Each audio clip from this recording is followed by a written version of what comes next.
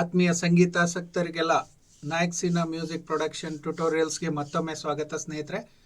ಈ ಹಿಂದಿನ ಒಂದು ಭಾಗದಲ್ಲಿ ನಾನು ನಿಮಗೆ ಜಸ್ಟ್ ಏನು ಅಂದರೆ ಯಾವ ಥರ ಒಂದು ಆಡಿಯೋನ ಇದ್ರೊಳಗಡೆ FL ಸ್ಟುಡಿಯೋ ಒಳಗಡೆ ಇಂಪೋರ್ಟ್ ಮಾಡ್ಕೊಳ್ಳೋದು ಅಂತ ನಿಮಗೆ ಹೇಳಿದ್ದೆ ಸ್ನೇಹಿತರೆ. ವಿಡಿಯೋ ತುಂಬ ಲಾಂಗ್ ಆಯಿತು ಅಂತ ಬಹಳಷ್ಟು ಜನ ಏನು ನಮ್ಮ ವ್ಯೂವರ್ಸು ಹೇಳ್ತಾ ಇದ್ರು ಸ್ನೇಹಿತರೆ. ಅದಕ್ಕಾಗ್ಬಿಟ್ಟು ನಾನೇನು ಮಾಡ್ತೀನಿ ಅಂದರೆ ಈ ವಿಡಿಯೋನ ಚಿಕ್ಕದು ಮಾಡೋದಕ್ಕೆ ಒಂದು ವಿಡಿಯೋದಲ್ಲಿ ಒಂದು ಪರ್ಟಿಕ್ಯುಲರ್ ವಿಷಯದ ಬಗ್ಗೆ ಮಾತ್ರ ನಾನು ಇದು ಮಾತಾಡ್ತೇನೆ ಸ್ನೇಹಿತರೆ. ಆದರೆ ನಿಮಗೆ ಏನಾಗುತ್ತೆ ಅಂದರೆ ಕನ್ಫ್ಯೂಷನ್ ಆಗೋದಿಲ್ಲ. ಇನ್ನೂವರೆಗೆ ಯಾರು ನಾಯಕ್ಸಿನ ಯೂಟ್ಯೂಬ್ ಚಾನಲ್ ಸಬ್ಸ್ಕ್ರೈಬ್ ಮಾಡಿಲ್ಲ, ಇವಾಗೆ ಮಾಡ್ಕೊಳ್ಳಿ ಸ್ನೇಹಿತರೆ.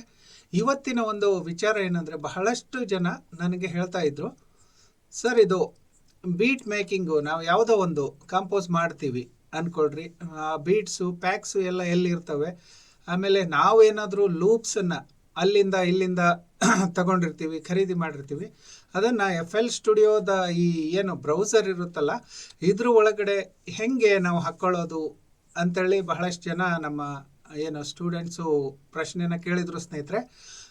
ನೀವು ಎಲ್ಲೋ ಒಂದು ನಿಮ್ಮ ಒಂದು ಕಂಪ್ಯೂಟ್ರಲ್ಲಿ ಯಾವುದೋ ಒಂದು ಡ್ರೈವಲ್ಲಿ D ಆಯಿತು, E ಆಯಿತು, F ಆಯಿತು, ಎಲ್ಲೋ ನಿಮ್ಮ ಒಂದು ಲೂಪ್ ಪ್ಯಾಕು ಸ್ಯಾಂಪಲ್ ಪ್ಯಾಕನ್ನು ಇಟ್ಕೊಂಡಿದ್ದೀರಿ ಅಂದರೆ ಸ್ನೇಹಿತರೆ, ಅದು ನಿಮಗೆ ಇದ್ರ ಒಳಗಡೆ ಅಕ್ಸೆಸ್ ಆಗಬೇಕು ಅಂದರೆ ಈ ಬ್ರೌಸರಲ್ಲಿ ಕಾಣಬೇಕು. ಉದಾಹರಣೆಗೆ ನೋಡಿ, ಇಲ್ಲಿ ಮೈ ಸ್ಯಾಂಪಲ್ಸ್ ಅಂತ, ನ್ಯೂ ಲೂಪ್ಸ್ ಅಂತೇಳಿ, ಆಮೇಲೆ ಲೂಪ್ಸ್ ಅಂತೇಳಿ ನಾನೆಲ್ಲ ಹಾಕ್ಕೊಂಡಿದ್ದೀನಿ ಸ್ನೇಹಿತರೆ. ಇಲ್ಲಿ ಅದನ್ನು ಯಾವ ಥರ ನಾವು ಹಾಕ್ಕೋಬೇಕು ಅಂತ ಅಂದರೆ, ಮೊದಲಿಗೆ ನಾವೇನು ಮಾಡಬೇಕು ಅಂದರೆ ಆಪ್ಷನಿಗೆ ಹೋಗಿಬಿಟ್ಟು ಸೆಟ್ಟಿಂಗ್ಸಿಗೆ ಹೋಗಿ ಇಲ್ಲಿ ಏನಿರುತ್ತಲ್ಲ ಫೈಲಿಗೆ ಹೋಗಬೇಕು ಸ್ನೇಹಿತರೆ. ಫೈಲಿಗೆ ಹೋದರೆ ನಿಮಗೆ ಅಲ್ಲಿ ನೋಡಿ, ನಾನು ಈ ಡ್ರೈವಿಂದ ಲೂಪ್ಸನ್ನು ಇದ್ರೊಳಗಡೆ ಆ್ಯಡ್ ಮಾಡ್ಕೊಂಡಿದ್ದೀನಿ ಫೋಲ್ಡ್ರು.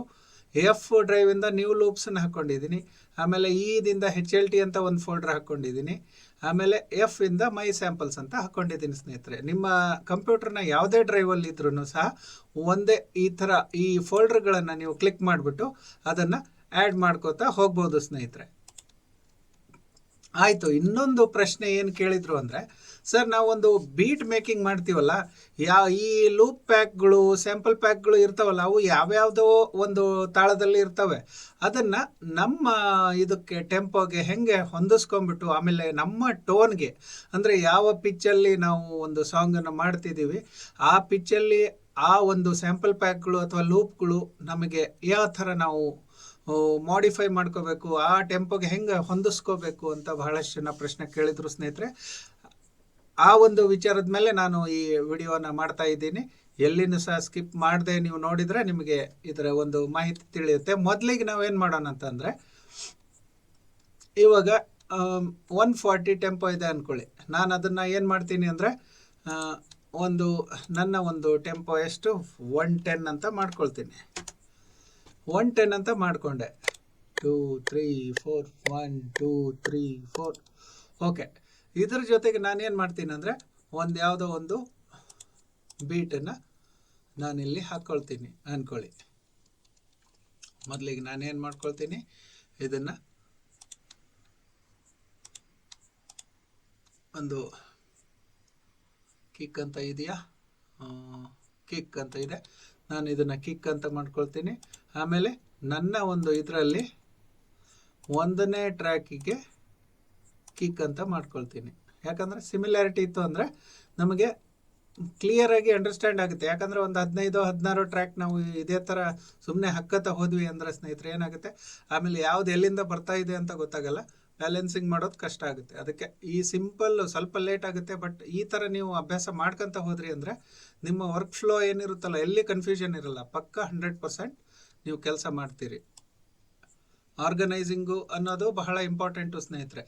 ಆರ್ಗನೈಸ್ ಚೆನ್ನಾಗಿ ಮಾಡಿದ್ರಿ ಅಂತ ಅಂದರೆ ನಿಮ್ಮ ಮ್ಯೂಸಿಕ್ ಆಟೋಮೆಟಿಕಲಿ ಚೆನ್ನಾಗಿ ಬಂದೇ ಬರುತ್ತೆ. ಈಗ ಇದರಲ್ಲಿ ನಾನೇನು ಮಾಡ್ತೀನಿ ಅಂದರೆ, ಇದೇ ಈ ಸ್ಟಾಕ್ ಏನು ಕೊಡುತ್ತಲ್ಲ FL ಸ್ಟುಡಿಯೋದ್ರ ಜೊತೆಗೆ ಏನು ಪ್ಯಾಕ್ಸ್ ಅಂತ ಬರ್ತಾವಲ್ಲ, ಅದರಲ್ಲೇ ಯಾವುದೋ ಒಂದು ಕಿಕ್ಕನ್ನು ನಾನು ಹಾಕ್ಕೊಳ್ತೀನಿ ಅಂದ್ಕೊಳ್ಳಿ ಸ್ನೇಹಿತರೆ.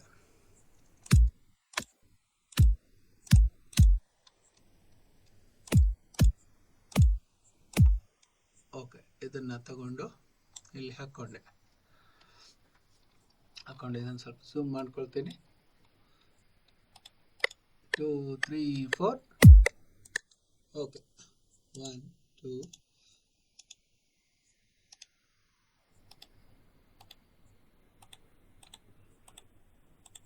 ಈ ಥರ ಪೇಂಟ್ ಮಾಡ್ತಾ ಹೋಗ್ತೀನಿ. ಇದೆಲ್ಲ ನಿಮಗೆಲ್ಲ ಗೊತ್ತಿದೆ. 2 3 4.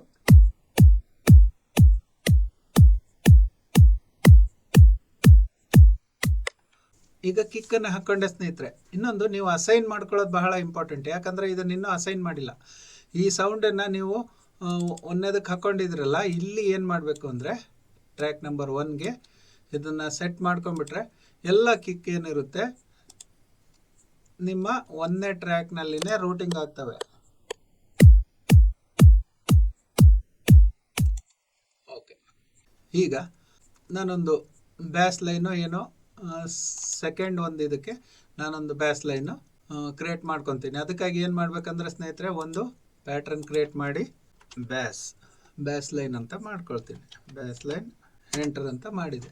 ಇಲ್ಲಿ ನಾನೇನು ಮಾಡ್ಕೊಳ್ತೀನಿ ಅಂದರೆ ಫ್ಲೆಕ್ಸ್ ಅಂತ ಬರುತ್ತೆ ನಮ್ಮ FL ಸ್ಟುಡಿಯೋದಲ್ಲಿ. ಅದರಲ್ಲಿ ಏನಂದ್ರೆ ಸ್ನೇಹಿತರೆ, ಎಲ್ಲದೂ ಇರುತ್ತೆ. ನಿಮಗೆ ಬೇಕಾಗಿದ್ದು ಪ್ಲಗ್ಸು ಎಲ್ಲ, ಬ್ಯಾಸು, ಕಿಕ್ಕು ಎಲ್ಲ ಇರುತ್ತೆ ಇದರಲ್ಲಿ.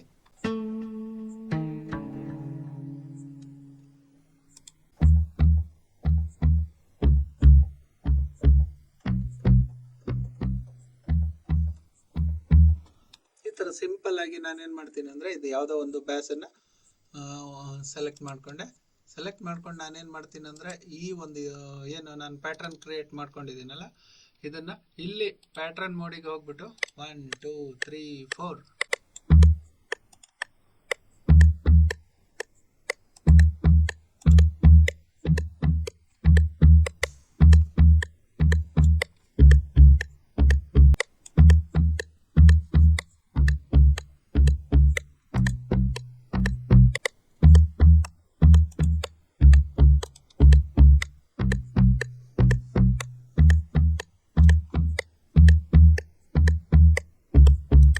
ಓಕೆ ಸ್ನೇಹಿತರೆ, ಇದು ಒಂದು ನಾನೇನು ಮಾಡಿದೆ ಅಂದರೆ ಒಂದು ಪ್ಯಾಟ್ರನನ್ನು ಕ್ರಿಯೇಟ್ ಮಾಡಿಕೊಂಡೆ. ಈಗ ಸಾಂಗ್ ಮೋಡಿಗೆ ಬಂದ್ಬಿಟ್ಟು 3 4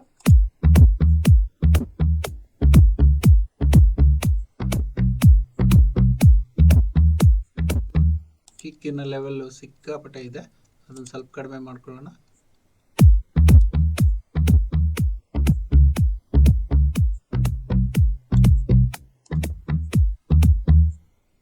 ಓಕೆ ಸ್ನೇಹಿತರೆ, ಇವಾಗ ಏನು ಮಾಡಿದ್ವಿ ಅಂದರೆ ಒಂದು ಕಿಕ್ಕು, ಒಂದು ಬ್ಯಾಸ್ ಲೈನು ಮಾಡ್ಕೊಂಡ್ವಿ. ಇದನ್ನು ಏನು ಮಾಡೋಣ ಅಂತಂದರೆ, ನಾನು ಇದನ್ನು ವೇವ್ ಆಗಿ ಕನ್ವರ್ಟ್ ಮಾಡ್ಕೊಳ್ತೀನಿ. ಈ FL ಸ್ಟುಡಿಯೋ 24ಅಲ್ಲಿ ನಿಮಗೆ ಬಹಳಷ್ಟು ಫೀಚರ್ಸನ್ನು ಕೊಟ್ಟಿದ್ದಾರೆ. ರೆಂಡರ್ ಆ್ಯಂಡ್ ರೀಪ್ಲೇಸ್ ಅಂತ. ಇದ್ರ ಮೇಲೆ ಜಸ್ಟು ರೈಟ್ ಕ್ಲಿಕ್ ಮಾಡಿಬಿಟ್ಟು ರೆಂಡರ್ ಆ್ಯಂಡ್ ರೀಪ್ಲೇಸ್ ಅಂತ ಮಾಡಿದರೆ, ಇಲ್ಲಿ ಏನಿರುತ್ತೆ ಅಂದರೆ ಟೇಲು ಅಂದರೆ ತುದಿ, ಅದರ ಬಾಲ ಕಟ್ ಆಗಬೇಕು. ಅಥವಾ ಇದರಲ್ಲಿ ಆಪ್ಷನ್ ಇದೆ ಏನಂದರೆ ಲೀವ್ ರಿಮೈಂಡರ್, ಕಟ್ ರಿಮೈಂಡರ್ ಅಂತ. ನಾನು ಕಟ್ ರಿಮೈಂಡರ್ ಅಂತ ಯಾವಾಗ ಮಾಡ್ತೀನಿ ಅಂದರೆ, ಇವಾಗ ಉದಾಹರಣೆಗೆ ನೋಡಿ, ಇದನ್ನೇ ಮುಂದೆ ನಾನು ರಿಪೀಟ್ ಮಾಡಿದ್ದೀನಿ ಅಂದ್ಕೊಳ್ರಿ. ಇದನ್ನೇ ನಾನು ಮುಂದೆ ಈ ಥರ ಪೇಸ್ಟ್ ಮಾಡಿದ್ದೀನಿ ಅಂದರೆ ಮಾತ್ರ ನಾನು ಕಟ್ ರಿಮೈಂಡರ್ ಅಂತ ಮಾಡ್ತೀನಿ. ಇಲ್ಲ ಅಂತ ಅಂದರೆ ನಾನು ಲೀವ್ ರಿಮೈಂಡರ್ ಅಂತಲೇ ಇದು ಮಾಡ್ಕೊಳ್ತೀನಿ. ಯಾಕೆ ಅಂತ ನಿಮಗೆ ತೋರಿಸ್ತೀನಿ.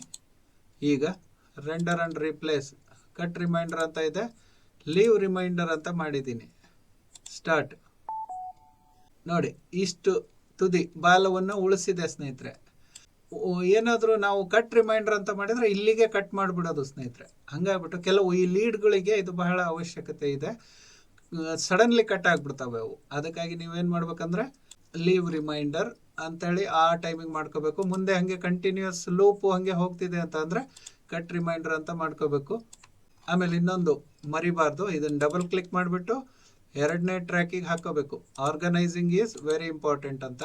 ಎಲ್ಲರೂ ಏನು ಮಾಡ್ತಾರೆ ಅಂದರೆ ಬಿಟ್ಬಿಡ್ತಾರೆ, ಆಮೇಲೆಲ್ಲ ತಲೆ ಕೆರ್ಕೊಂಡು ಹುಡ್ಕೊಡೋಕ್ಕೆ ಶುರು ಮಾಡ್ತಾರೆ ಬ್ಯಾಸ್ ಅಂತ. ನಾನು ಇದರಲ್ಲೂ ಸಹ ಏನು ಮಾಡ್ತೀನಿ, ಎರಡನೇ ಟ್ರ್ಯಾಕನ್ನು ರೀನೇಮ್ ಅಂತ ಮಾಡಿಬಿಟ್ಟು ಬ್ಯಾಸ್ ಅಂತ ಸೆಲೆಕ್ಟ್ ಮಾಡ್ತೀನಿ. ಆದರೆ ನಿಮಗೆ ಈಸಿಯಾಗಿ ಫೈಂಡ್ ಔಟ್ ಅಂದರೆ ಗೊತ್ತಾಗುತ್ತೆ, ಐಡೆಂಟಿಫೈ ಆಗುತ್ತೆ.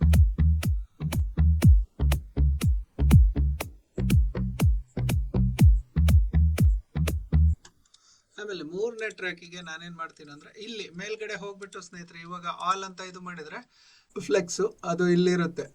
ಅದನ್ನು ನಾವು ಇವಾಗ ಡಿಲೀಟ್ ಮಾಡಿಬಿಟ್ವಿ. ಇಲ್ಲಿನೂ ಸಹ ನಾವೇನು ಮಾಡೋಣ, ಪ್ಯಾಟ್ರನನ್ನು ಇಲ್ಲಿ ಬ್ಯಾಸ್ ಲೈನನ್ನು ಡಿಲೀಟ್ ಮಾಡಿಬಿಡೋಣ, ಯಾಕಂದರೆ ಅದು ಟೆಂಪರರಿ ನಾವು ಯೂಸ್ ಮಾಡ್ಕೊಂಡಿದ್ವಿ. ಇಷ್ಟು ಕ್ಲಿಯರಾಗಿ ಇಟ್ಕೋಬೇಕು, ಇಲ್ಲ ಅಂದರೆ ಇಲ್ಲೆಲ್ಲ ಪ್ಯಾಟರ್ನ್ಗಳು ಜಮಾ ಆಗೋಗ್ಬಿಡ್ತವೆ, ನಿಮಗೆ ಮತ್ತೆ ಕನ್ಫ್ಯೂಷನ್ ಶುರು ಆಗುತ್ತೆ. ಇವಾಗ ನಾನು ಏನು ಮಾಡ್ತೀನಿ ಅಂದರೆ ಮೂರನೇದು ಒಂದು ಪ್ಲಕ್ ಅಂತ ಮಾಡ್ತೀನಿ, PLUCK. ಪ್ಲಕ್ ಇದಕ್ಕೆ ಹಾಕೋಣ. ಪ್ಲಕ್ ಮಾಡ್ಕೊಂಬಿಟ್ಟು ನಾನೇನು ಮಾಡ್ತೀನಿ ಅಂದರೆ ಅದ್ರ ಸಲುವಾಗಿ ನನ್ನ ಒಂದು ಫೇವ್ರೇಟು, ನನ್ನ ಒಂದೇ ಅಲ್ಲ ಸ್ನೇಹಿತರೆ, ಎಲ್ಲರ ಫೇವ್ರೇಟ್ ಅದು ನೆಕ್ಸಸ್ಸನ್ನು ಹಾಕ್ಕೊಳ್ತೀನಿ. ನೆಕ್ಸಸ್ ಹಾಕ್ಕೊಂಬಿಟ್ಟು ಈ ಪ್ಲಕ್ ಸೆಕ್ಷನಲ್ಲಿ ಇದನ್ನು ಸ್ವಲ್ಪ ದೊಡ್ಡದು ಮಾಡ್ಕೊಳ್ಳೋಣ. ಪ್ಲಕ್ಡ್ ಅಂತ ಇದೆ, ಪ್ಲಕ್ಡ್ ಒಳಗಡೆ ಹೋಗಿ ನಾನು ಜಸ್ಟ್ ಸರ್ಚ್ ಮಾಡ್ತೀನಿ UK ಪೈಕ್ ಅಂತ. ಇದು ನನ್ನ ಫೇವ್ರೆಟ್ ಪ್ಲಕ್. ಇದನ್ನು ಡಬಲ್ ಕ್ಲಿಕ್ ಮಾಡ್ಕೊಂಡ್ಬಿಟ್ಟು ಸ್ನೇಹಿತರೆ ನಾನು ಇವಾಗ ಏನು ಮಾಡ್ತೀನಿ ಅಂದರೆ ಇದನ್ನು ಓಪನ್ ಮಾಡ್ತೀನಿ. ಈಗ ನಾವು ಎಲ್ಲೆಲ್ಲಿ ಇದ್ವಿ ಅಂದರೆ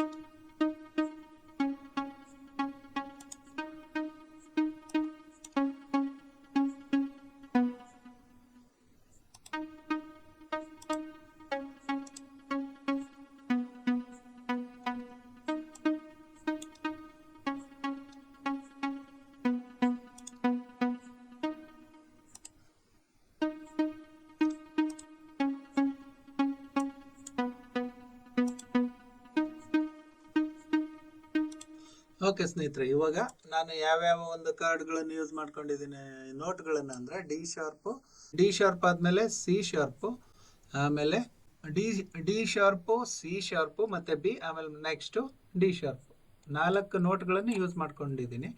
ಈ ಮುಂದಿನ ಇದರಲ್ಲಿ ಒಂದು ಕಾರ್ಡ್ಗಳು ಅಂದರೆ ಈ ವೆಸ್ಟರ್ನ್ ಕಾರ್ಡ್ಗಳನ್ನು ಹೇಗೆ ಫಾರ್ಮ್ ಮಾಡೋದಂತ ನಾನು ನಿಮಗೆ ಅದ್ರ ಸಲುವಾಗಿನೇ ಒಂದು ಸಪ್ರೇಟ್ ಕ್ಲಾಸ್ ತರ್ತೀನಿ.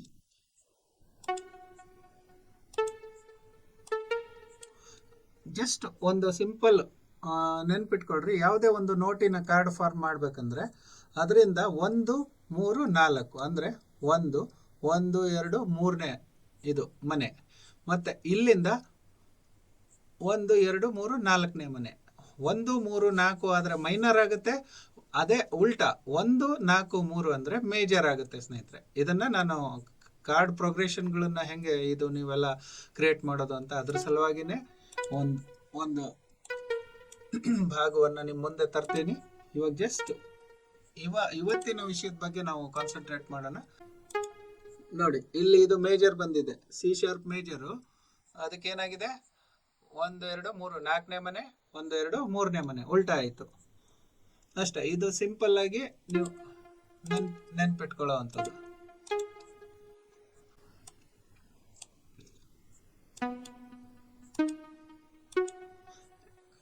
ಇದು ಕೂಡ ಮೇಜರ್ ಅಂದ್ರೆ 1, 2, 3, 4 3 ಇದು ಮೇಜರ್ ಆಗೋಯ್ತು. ಯಾವುದು B major, minor D sharp, minor. Okay, ಇವಾಗ ಪ್ಯಾಟರ್ನ್ ನೋಡ.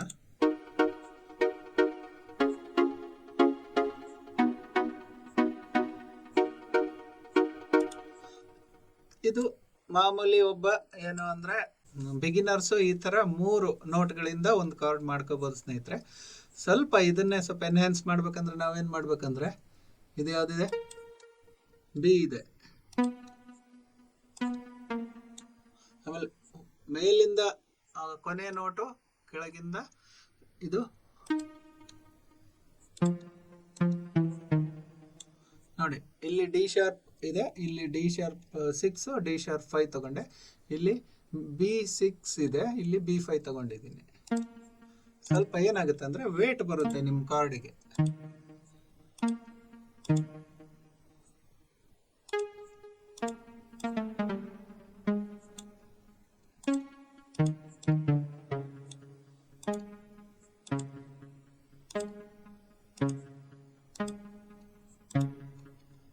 ಓಕೆ, ಆಮೇಲೆ F ಶಾರ್ಪ್,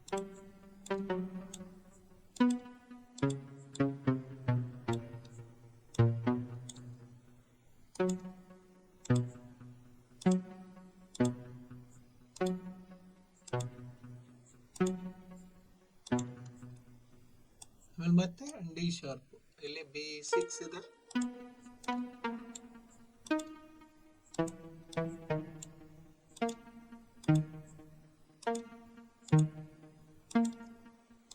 ಸ್ವಲ್ಪ ವಿಡಿಯೋ ಲಾಂಗ್ ಆಗುತ್ತೆ ಸ್ನೇಹಿತರೆ, ಡೀಟೇಲ್ ಆಗಿ ಹೇಳ್ಬೇಕಂದ್ರೆ ಇವಾಗ ಕೇಳೋಣ ಇದು ಎಷ್ಟು ತೂಕ ಇರುತ್ತೆ ಅಂತ.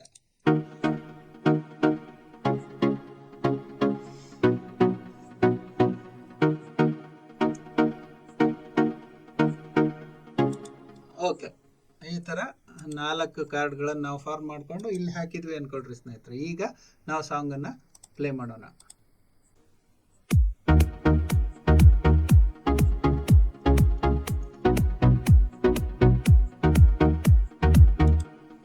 ಓಕೆ, ನಾನೇನು ಮಾಡ್ತೀನಿ ಮತ್ತೆ ಅದೇ ಮೊದಲನೇ ಥರ ರೆಂಡರ್ ಆ್ಯಂಡ್ ರೀಪ್ಲೇಸ್ ಅಂತ ಮಾಡ್ತೀನಿ. ಲೀವ್ ರಿಮೈಂಡರ್ ಅಂತ ಮಾಡಲ್ಲ ಈ ಸರಿ. ಕಟ್ ರಿಮೈಂಡರ್ದು ಒಂದು ಎಕ್ಸಾಂಪಲ್ ತೋರಿಸ್ತೀನಿ ನಿಮಗೆ. ಆಮೇಲೆ ಯಾವತ್ತು ನಾನು ನಿಮಗೆ ಹೇಳಿದ್ದೆ ರೀಸ್ಯಾಂಪ್ಲಿಂಗ್ ಕ್ವಾಲಿಟಿ ಇರುತ್ತಲ್ಲ ಮ್ಯಾಕ್ಸಿಮಮ್ ಇಡಬೇಕು ಅಂತ. ಅದರಿಂದ ಏನಾಗುತ್ತೆ, ನಿಮ್ಮ ಆಡಿಯೋ ಕ್ವಾಲಿಟಿ ಚೆನ್ನಾಗಿರುತ್ತೆ. ಸ್ಟಾರ್ಟು ಆಗೋಯ್ತು.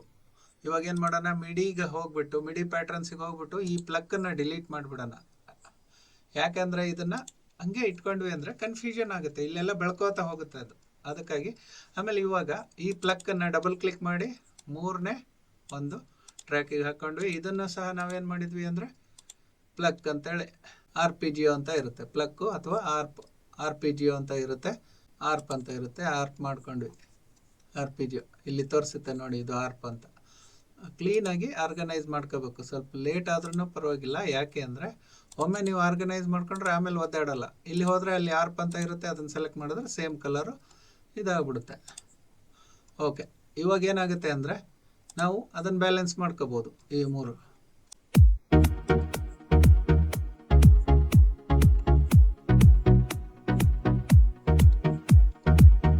ಆಯಿತು. ಈಗ ನೇರ ಏನು ವಿಷಯಕ್ಕೆ ಬರೋಣ. ಇವಾಗ ಆಯಿತು.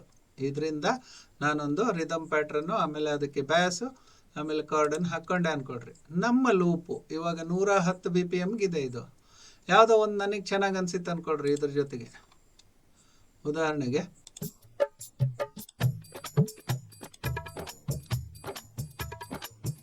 ಓಕೆ, ಇದೊಂದು ಲೂಪು ನಾನು ಏನು ಮಾಡಿದೆ, ಇದ್ರ ಜೊತೆಗೆ ಮ್ಯಾಚ್ ಮಾಡೋಣ ಅಂದ್ಕೊಂಡೆ. ಅವಾಗ ಏನಾಗುತ್ತೆ ಅಂತ ನೋಡೋಣ. ಈಗ ಇದನ್ನು ಸಹ ನಾವೇನು ಮಾಡಿದ್ವಿ, ಡಬಲ್ ಕ್ಲಿಕ್ ಮಾಡಿಬಿಟ್ಟು 4ನೇ ಟ್ರ್ಯಾಕಿಗೆ ಅಸೈನ್ ಮಾಡ್ಕೊಂಬಿಡ್ಬೇಕು. ಆದರೆ ಮುಂದೆ ಸಿಂಪಲ್ ಆಗುತ್ತೆ. ಈಗ ನೋಡೋಣ, ಟೆಂಪೋ ಹಾಕ್ಕೊಂಡು ನೋಡಿ ಎಲ್ಲೋ ಹೋಗ್ತಾ ಇದೆ. ಅದಕ್ಕೆ ಇದನ್ನು ಸೋಲೋ ಮಾಡೋಣ. ನಾನೇನು ಮಾಡ್ತೀನಿ, ಇಷ್ಟು ಕಟ್ ಮಾಡಿ ಚಾಪ್ ಮಾಡ್ತೀನಿ. ಚಾಪ್ ಮಾಡಿಬಿಟ್ಟು ಇದನ್ನು ಡಿಲೀಟ್ ಮಾಡ್ತೀನಿ. ಈಗ ನೋಡೋಣ.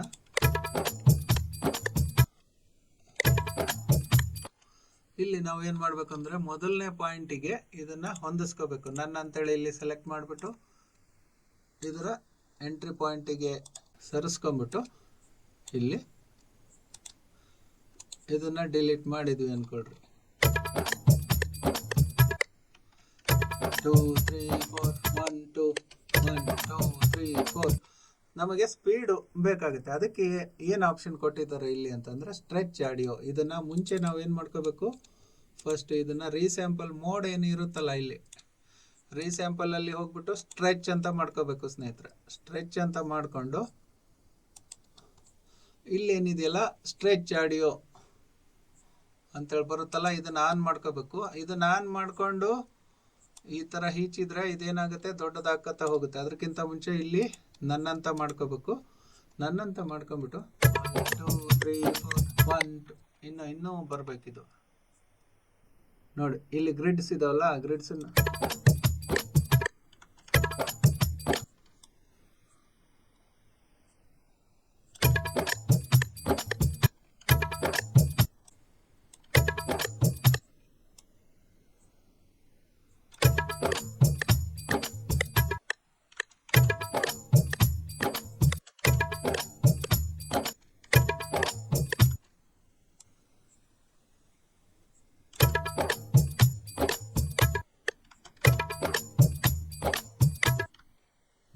ಈಗ ಬಂತು.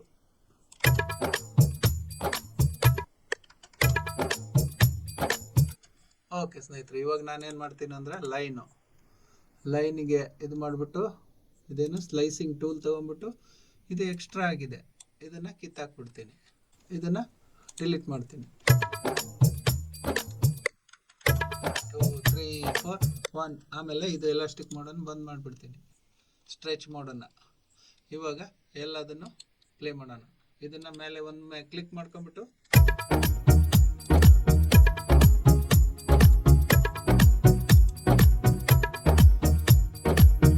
ಓಕೆ.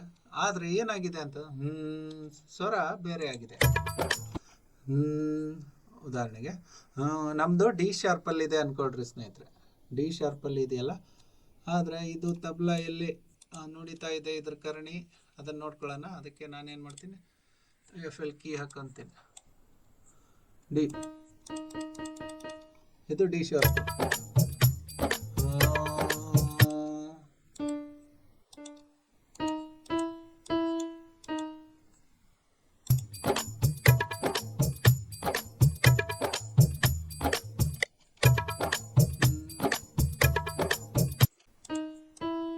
ಇಲ್ಲಿದೆ ಹೆಚ್ಚಿಗೆ ಇದೆ. ಒಂದು ನೋಟನ್ನ ನಾವು ಕಮ್ಮಿ ಮಾಡ್ಬೇಕಂದ್ರೆ ಏನ್ ಮಾಡ್ಬೇಕಂದ್ರೆ ಸ್ನೇಹಿತರೆ, ಇದನ್ನ ಡಬಲ್ ಕ್ಲಿಕ್ ಮಾಡಿಬಿಟ್ಟು ಪಿಚ್ ಅನ್ನೋದೇನಿರುತ್ತಲ್ಲ ಇದನ್ನ ನಾವೇನ್ ಮಾಡ್ಬೇಕಂದ್ರೆ ಇಲ್ಲಿ ಈ ಹಿಂಟ್ ಪ್ಯಾನಲ್ ಅಲ್ಲಿ ನೋಡ್ತಾ ಹೋಗಿ 100 ಸೆಂಟ್ಸ್ಗಳನ್ನ ಕೆಳಗಿಳಿಸ್ಬೇಕು. -100 ಕೆಳಗಿಳಿಸಿದ್ರೆ ಅವಾಗ ಏನಾಗುತ್ತೆ ನೋಡೋಣ.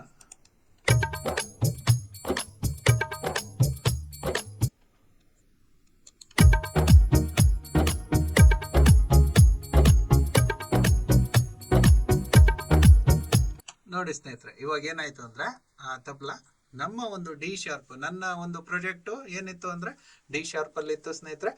ಹಾಗಾಗ್ಬಿಟ್ಟು ನಾನು ಯಾವುದೋ ಒಂದು ಲೂಪನ್ನ ಅಥವಾ ಸ್ಯಾಂಪಲ್ ಪ್ಯಾಕ್ ಒಳಗಡೆ ಇರೋ ಒಂದು ತಾಳನ ಈ ನನ್ನ ಒಂದು ಪ್ರಾಜೆಕ್ಟಿಗೆ, ನನ್ನ ಒಂದು ಹೊಸ ಒಂದು ಪ್ರಾಜೆಕ್ಟ್ ರಿಮಿಕ್ಸಿಂಗ್ ಪ್ರಾಜೆಕ್ಟಿಗೆ ಹೆಂಗೆ ಯೂಸ್ ಮಾಡ್ಕೋಬೇಕಂತ ನಾನು ನಿಮಗೆ ಈ ವಿಡಿಯೋದಲ್ಲಿ ಇಷ್ಟಿಷ್ಟೇ ಮಾಡ್ತಾ ಹೋಗ್ತೀನಿ ಸ್ನೇಹಿತರೆ. ಬಹಳಷ್ಟು ಹೇಳಿದ್ರೆ ನಿಮ್ಗೆ ಕನ್ಫ್ಯೂಷನ್ ಆಗುತ್ತೆ. ಈ ಕಾನ್ಸೆಪ್ಟ್ ನಿಮಗೆ ಹಿಡಿಸಿದೆ ಅಂದರೆ ದಯವಿಟ್ಟು ನಾಯಕ್ ಸಿ ನ ಯೂಟ್ಯೂಬ್ ಚಾನಲ್ಗೆ ಸಬ್ಸ್ಕ್ರೈಬ್ ಮಾಡಿರಿ ಸ್ನೇಹಿತರೆ. ಇದನ್ನು ನಾನು ಆ್ಯಕ್ಚುಲಿ ನಮ್ಮ ಒಂದು ಏನು ಸ್ಟೂಡೆಂಟ್ಸ್ಗಳು ಬಹಳ ದೂರದಿಂದ ಎಲ್ಲ ಬರ್ತಾರೆ ನನ್ನ ಕಡೆ ಕಲಿಯೋದಕ್ಕೆ. ಅವು ಎಲ್ಲ ಬಹಳಷ್ಟು ಖರ್ಚು ಮಾಡ್ಕೊಳ್ತಾರೆ. ಇಲ್ಲಿ ಹಳ್ಳಿಗಳಲ್ಲಿ ಉಳ್ಕೊಳ್ಳೋಕ್ಕೆ ವ್ಯವಸ್ಥೆ ಇರಲ್ಲ, ಆದರೂ ಸಹ ಎಲ್ಲೆಲ್ಲೋ ಇದ್ಕೊಂಡ್ಬಿಟ್ಟು ಕಲ್ತ್ಬಿಟ್ಟು ಹೋಗ್ತಾ ಇರ್ತಾರೆ. ಅಂಥವರಿಗೆ ಒಂದು ಅನುಕೂಲ ಆಗೋ ಉದ್ದೇಶಕ್ಕಾಗಿ ಸ್ನೇಹಿತರೆ ಈ ಒಂದು ಟ್ಯುಟೋರಿಯಲ್ಸನ್ನು ಮಾಡ್ತಿದ್ದೀನಿ. ಇದರಿಂದ ನೀವೇನಾದರೂ ನನಗೆ ಒಂದು ಕ್ರೆಡಿಟ್ ಕೊಡಬೇಕಂದ್ರೆ ಆದಷ್ಟು ವಿಡಿಯೋನ ಲೈಕ್ ಮಾಡಿರಿ. ಆಮೇಲೆ ಎಲ್ಲದನ್ನು ಸ್ಕಿಪ್ ಮಾಡಲಿಲ್ದಂಗೆ ನೀವು ನೋಡಿಬಿಟ್ಟು ಇದರಿಂದ ನಿಮಗೆ ಉಪಯೋಗ ಆಗಿದೆ ಅಂತ ಕಮೆಂಟ್ ಬಾಕ್ಸಲ್ಲಿ ನೀವು ಕಮೆಂಟ್ ಮಾಡಿದರೆ ನನಗೆ ಸಂತೋಷ ಆಗುತ್ತೆ. ಜೈ ಕರ್ನಾಟಕ ಮಾತೆ, ಜೈ ಸೇವಾಲಾಲ್.